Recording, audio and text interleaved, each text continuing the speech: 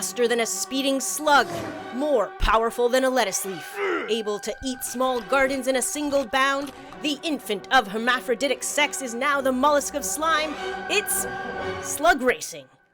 That's right, Slug Racing. The slowest, most action-packed event you can find for a terrestrial gastropod. As far as we can tell, these foot races have been happening as far back as the late 60s at small community fairs in the Pacific Northwest. And here on Bowen Island, off the coast of Vancouver, British Columbia, they've been happening for about 45 years. Here's how this one works. Each slug jockey brings their own slug. Slugs are placed in a lane at the start of the track and given 20 minutes to get as far as they can. Slugs can cross over to other lanes but cannot touch another slug, and importantly, no snails allowed. Usually there's enthusiastic cheering on of the slugs, but as I do point out, shouting at the slugs does not make them go faster.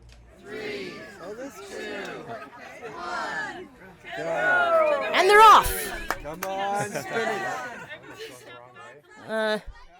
We'll check in on this race later. In the meantime, let's get to know the contestants. BC has the motherlode of slugs. We have about 28 of the approximately 40 slug species found across Canada. On Bowen Island, the Pacific banana slug is a popular species.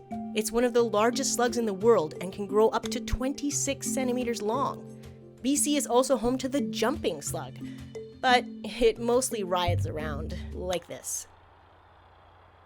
But don't be quick to assume BC is a slug paradise. We have 9 threatened or slugs of special concern sliming around, and that includes the jumping slug.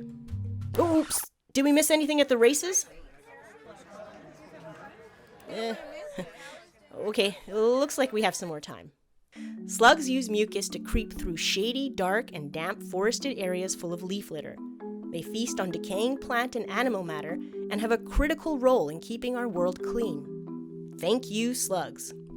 One of the biggest threats to native slugs are invasive slugs. Some invasive slugs hitched a ride over with European colonizers in the 1800s. These slugs compete with native slugs and can even eat them, as well as your garden. Slug habitats are also being threatened by climate change, drought, and wildfires.